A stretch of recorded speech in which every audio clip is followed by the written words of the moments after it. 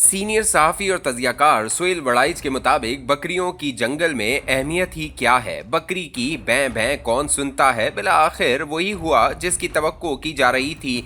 चीते के बयानिए का कोई सियासी तोड़ नहीं हो रहा था। सियासत का छोटा शेर माशी बेहतरी ही को बयानिया करार देते हुए इसी के जोर पर चीते को बेअसर करना चाहता था, लेकिन बकरियां गो डरी और सहमी रहती हैं। मगर इनको साफ लग रहा था कि सियासी बयानी की कमजोरी छोटे शेर की सियासी गिरफ्त के रास्ते में बड़ी रुकावट है और ये खला छोटे शेर की हुकूमत और हैसियत के लिए खतरनाक है। फिर बिला आखिर बबर शेर एक ताकतवर बयानी के साथ चीते और बर्बादे मुखालिफ के सामने आ खड़ा हो गया है। बबर शेर ही छोटे शेर का सहारा और मजबूत तरीन बाजू है, लेकिन बबर शेर की तवज्जो सिर्फ खाकी किचाड़ पर ही है। खुले आम जंगल में कम ही दिखाई देता है। ना बकरियों से मिलता है, ना बयानबाजी और मिलने मिलाने पर यकीन रखता है। ताल्लुकात आमा और सियासी डायलॉग से भी इसे परहेज है। मगर इस्लामाबाद के ओवरसीज कन्वेंशन में बबर शेर की तकरीर जोशीली, जज्बाती और हुब्बुल वतनी से भरपूर थी। अज़म और इरादा अंग अंग से टपक रहा था। न सिर्फ दहशत गर्दी के खिलाफ जंग का ऐलान किया, बल्कि माशी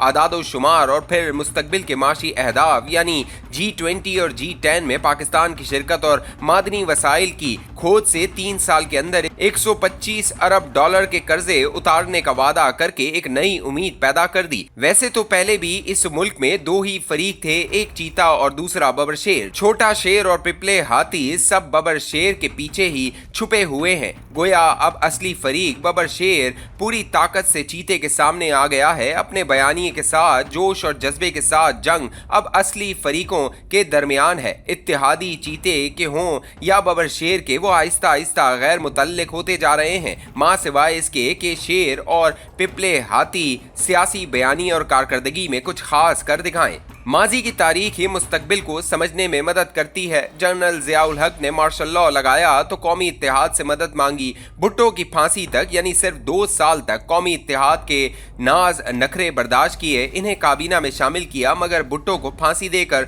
जनरल ज़िया को कौमी इत्तेहाद की सियासी हिमायत की ज़रूरत न रही, क्योंकि जनरल ज़ियाउल हक खुद भुट्टो मुखालिफों और पीपल्स पार्टी के दुश्मनों का महबूब लीडर बन चुका था। इसी तरह जनरल मुशर्रफ ने पीपल्स पार्टी और नून लीग दोनों को गैर मुतल्लिक करके अपनी पार्टी मुस्लिम लीग काफ खड़ी की। मगर इस जमाने में भी सियासत और ताकत का असल मरकज जनरल मुशर्रफ खुद थे, यानी पीपल्स पार्टी और नून लीग के खिलाफ जो बयानिया आज भी मौजूद है, इस बयानिए के पहले लीडर जनरल मुशर्रफ खुद थे। बादजा इसी बयानिए को चीते और इसके हामी खाकी शेरों ने अपना लिया। बेबकरियों में अरसा दराज से ये सरगोशी जारी थी कि बिला आखिर सियासत असल फरीकों की तरफ लौटेगी। चीते की सियासत और इसकी गलतियों के तोड़ का असल क्रेडिट बहरहाल बबर शेर को जाता है और बिला आखिर इस कारनामे पर कामयाबी के बार भी इसे ही पड़ेंगे, छोटे शेर या पिपले हाथी को नहीं। बबर शेर दाड़ा तो दहशतगर्द रीचों की उम्मीदों पर ओस पड़ गई और सियासी बोने लरस गए। दूसरी तरफ चीते की जिद और अनाह की मुखालिफ बकरियां, चिड़िया और तोते चहचहाने लगे। शरारती बंदर और चालाक लोमड़ कहाँ चुप बैठने वाले थे, वो भी मैदान में आ गए। छोटे शेर को मायूस छुचुंदर ने कहा कि आपका कद कम हो गया है। लोमड़ ने बबर शेर और छोटे शेर को लड़ाने की कोशिश शुरू कर दी। अगर वाकई लड़ाई हो गई तो फिर चीते की राह हमवार हो जाएगी। बंदर ने ढोल बजाना शुरू किया कि आईनी बंदोबस्त नहीं, अब मार्शल लॉ और फौज आकर मुल्क संभालेगी। हालांकि बबर शेर ने वाजे किया कि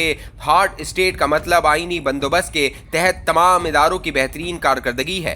बंदरों, लोमड़ों और छचुंदरों की चांदी तब होती है जब लड़ाई हो जाए, आमरीत छा जाए। बकरियां डरती हैं कि कहीं ऐसा न हो जाए। माजी में जब जब ऐसा हुआ, जंगल वीरान हुआ, अनाज और सरमाए दोनों को नुकसान पहुंचा, मुल्क अनारकी की तरफ गया। चलते चलते बयानिए की ओनरशिप और तकदीर के उतार चढ़ाव की मिसाल के तौर पर एक वाकया सुना दूं। जनरल ज़िया का तैयारा फट गया तो लाहौर के मीनार पाकिस्तान पर इनकी गायबाना नमाज जनाजा का ऐलान हुआ। रोजनामा जंग के न्यूज रूम के 15-20 सहाफियों ने अथर मसूद साहब की सरबराही में फैसला किया कि आज एक गैर रस्मी सर्वे किया जाए। मकसद ये था कि आज जनरल ज़िया के कट्टर हामियों से पूछा जाए कि ज़ियाउल हक का सियासी जानशीन नवाज शरीफ होगा या नहीं। सर्वे का दिलचस्प नतीजा ये निकला कि नमाज जनाजा पढ़ने वालों में से 90% ने नवाज शरीफ को ज़ियाउल हक का सियासी जानशीन न माना। शायद इसकी वजह इनके ख्याल में ये थी कि नवाज शरीफ पीपल्स पार्टी और भुट्टो की मुखालफत में ज़ियाउल हक जैसी कारकर्दगी का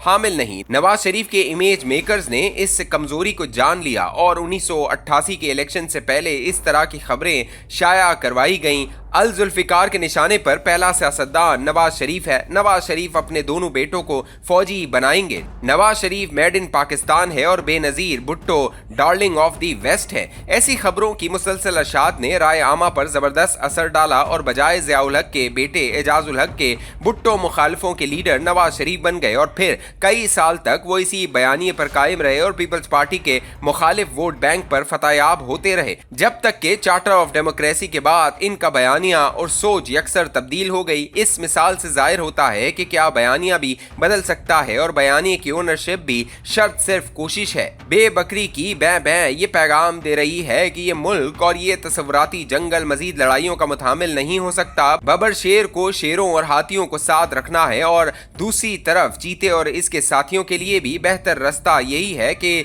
सड़कों को गर्म करने के बजाय जमहूरी ऐवानों को गर्म करें। रास्ता इन्हीं ऐवानों से ही निकलेगा। सदियों की तारीख का सबक यही है कि मसालिहत ही वाहिद और बेहतरीन रास्ता है।